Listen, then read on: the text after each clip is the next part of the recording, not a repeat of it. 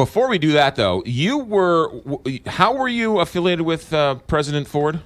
I was a member of his White House staff, and I was President Ford's White House staff assistant. So it was just announced that Hillary Clinton announced that her and Bill Clinton will be going to the inauguration, which is interesting because she would go as a former First Lady. Yes. But she's not going as the defeated candidate, if you will. Correct. So an awkward, and some thought that she wouldn't show up. What would you have counseled her to do? Should she show up? Should she not show up? Or what would you have counseled her to do? I would have said, Madam Secretary, it is incumbent upon you to show up as part of the historical connection, the historical process. I think I was not surprised, and I'll give you a personal example. I was involved in planning Mrs. Ford, Betty Ford's funeral. Right. Mrs. Clinton went to extraordinary lengths to attend that funeral because of that very point, the continuity and the significance of the historical continuity. So the fact that she and President Clinton will be attending the inauguration, I applaud them for it, and I'm not surprised. Right, but Betty Ford and Hillary Clinton didn't have a very contentious election where Betty Ford brought her husband's mistresses to the debate and said that he would lock her up. No, they did not, but I attended, as we were leaving the White House and leaving Washington, I attended the inauguration in 1977. And so you had there on the dais President Ford and the person who defeated him, President Carter. Right. And I think in one of the most historically memorable moments of presidential inaugurations, the first words that President Carter uttered as the newly sworn-in president were to turn to President Ford and thank him for all he did to heal our land. And it's that type of solemnity, of continuity that I think is so important, putting aside all of the bringing the girlfriends to the debates and all. That's all political fodder, if you will, McGraw. But I think with an inauguration, it is so constitutionally and symbolically important that I applaud Secretary Clinton for attending. On a side note, Gerald Ford and President Ford and President Carter were not very good friends. In fact, it was very contentious, but later in life, they became the best of friends, did they not? They were the best of friends, and one of the most poignant parts of many in the several years when we were planning his President Ford state funeral is he one day asked me very emotionally to promise that I would do one thing for him in connection with the funeral. I said, well, yes, sir, Mr. President. He said, please make sure Jimmy and Rosalind are on Air Force One with Betty and the family when they take me home from Washington. And fast forward then to January 2nd,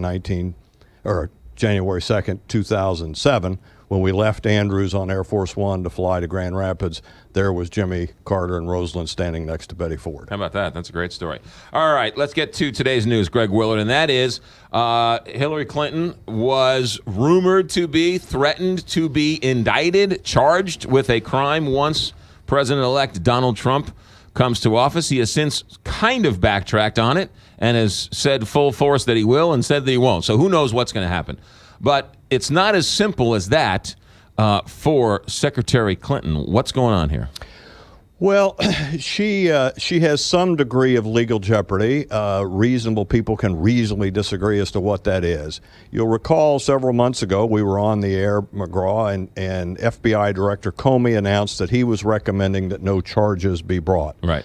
The charges largely stemmed from her private email, and I think they would have focused on criminality dealing with mishandling of classified information. That investigation was resurrected towards the end of the election and then presumably closed. What's going on right now is there is still a body of thought that President Trump will do what he promised to do, and that is appoint a special prosecutor and prosecute her. Mm-hmm. Therefore, there is a growing chorus of Hillary Clinton supporters who are urging President Obama to give her a pardon before January 20th, which by definition then would blot entirely any effort by the Trump administration to prosecute her. Right. The difficulty that Mrs. Clinton would face is that the Supreme Court has ruled that acceptance of a pardon is a confession of guilt. Okay. So if you're Hillary Clinton and you are presented with a pardon by President Obama, do you accept the pardon? Now, she doesn't have to accept it. She does not have to accept it. A pardon can be rejected. Okay. In fact, the case from which this mess, if you will, arose was a gentleman by the name of Burdick in 1915, and he was offered a pardon by President Wilson to testify in a criminal matter in New York, and he refused to testify. Right. Wilson offered him a pardon, and he turned it down. Okay. So a pardon must be accepted, and if it is accepted, the Supreme Court has said that is a confession of guilt. No, hold on. A pardon doesn't have to be accepted. It does not have to be accepted, but Right. to be, I'm sorry, But if to it be is effective, right. it has to be accepted. Gotcha. Okay. And if it is accepted, that's an admission of guilt. Right. And so if we can turn the clock back to September of 1974, it is that principle that was at the cornerstone of Gerald Ford's pardon of Richard Nixon. Because if you remember in those days, McGraw, there was this great clamor that Nixon had to be held accountable for his alleged crimes. Right. And President Ford relied heavily, and in the years ahead, he would refer to it in interviews, on this Burdick case. And in pardoning Nixon, Nixon accepted the pardon, and Ford said that was a confession of guilt, and that was sufficient accountability. Good enough, exactly. But it was Burdick that was at the core of Gerald Ford's pardon of Richard Nixon. Many people say that's why Gerald Ford lost to Jimmy Carter at the end of the term. My personal opinion, there is no doubt whatsoever that the pardon of Nixon cost Ford the election, because we forget, McGraw, it was less than 100,000 votes in an electoral college context that would have swung that election in Ford's favor. So it was a very close election. And it was very, very contentious that he did that. Many people at the time said he shouldn't do it. He went against popular opinion. You told me a story, I don't know if you told it on the air or off the air, but worth telling again, of the Ted Kennedy story. Oh, Ted Kennedy's story. It's a wonderful story. And it, in September of 74, Ford pardons Nixon. Ted Kennedy goes on the floor of the Senate and excoriates Ford. Fast forward to, I think it was 2001, and the John F. Kennedy Foundation presents President Ford with the Profiles in Courage Award. Caroline Kennedy and Senator Kennedy were there. Senator Kennedy gets up and he reads his remarks that he gave on the Senate floor in 1974, as scathing and visceral as they were. He turned to President Ford and said, "Mr. President, I was wrong. You were right, and my brother would be proud for you to receive this award." That's a great story. Now, Hillary Clinton hasn't been charged with anything. Why does she need a pardon if she hasn't been charged or convicted of doing anything wrong? A pardon to be granted need not wait for a conviction and sentence. A president can pardon anyone for offenses against the United States at any time, including before they are charged. For example, Richard Nixon. If you remember, he had not been formally indicted. A lot of talk of unindicted co-conspirator, and so Ford pardoned him in advance of an indictment, which just added to the venom that how dare you, Mr. President, short circuit the Justice Department, the justice process by pardoning him now. Let's let the justice process play itself out, and then after he's convicted, we think, and sentenced, then you can consider a pardon. And Ford said, "Look, I had a press conference on August 27th, And figuratively, 30 questions and 28 were about Nixon. It's not James Comey's responsibility to bring charges against Hillary Clinton. That's the Attorney General. It's the Attorney General through the Justice Department, but I think what happened, McGraw, is if you remember just the week before, the Attorney General goes and has this private session with Bill Clinton. Right. On a private jet in Phoenix. Which they said was just a happenstance. They ran into each other on the tarmac. Hey, how are the grandkids? Right.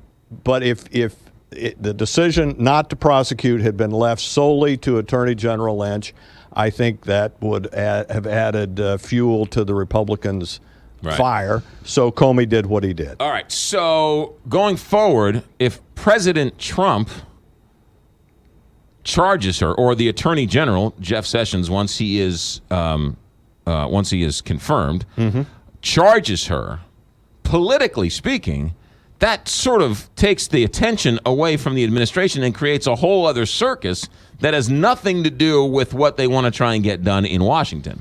So it's almost like piling on, if you will, to charge her. That's a bigger story and takes away from the ultimate mission. I think we can go back to the Nixon situation, and certainly Hillary Clinton's conduct and Richard Nixon's conduct are not apples and apples. Right. I'm not suggesting that. Yeah. But I think the impact on the body politic, the impact on the focus of the nation would be very similar. That in 1974, you would have had a former president in court being tried. Can you imagine the press back then? Now, fast forward to 2017, if Hillary Clinton is being tried. My goodness, Rachel Maddow and Bill O'Reilly and those folks would be on 24 hours a day. That would dominate the focus of the media, and I fear the Congress, and it would just be a mess. It was that mess that Ford sought to avoid. It would be that mess that Trump and Sessions, presumably, Sessions would have the ultimate call. They would have to take that into account. Right. As to whether to prosecute her. And ultimately, you look like it's vengeance. You look like you're piling on. It doesn't look presidential. It doesn't serve anything other than your most primal needs of hatred towards the Clintons. If you start with the proposition that James Comey is an honorable, decent, and very reputable public servant, what better standard by which to judge whether she should be charged than Jim Comey? And the damage has already been done. Right? Oh, right. I mean, it's water under the bridge. James McGraw. Comey already gave you everything you need. He weakened her to the point where she lost the election. The political damage has been done. The personal damage has been done.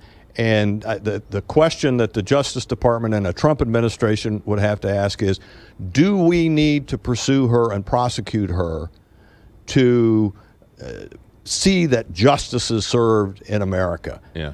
I'm sorry, but I think that's a stretch. And so the question is, does President Obama grant her a pardon? Does she accept it? And because he could give it to her.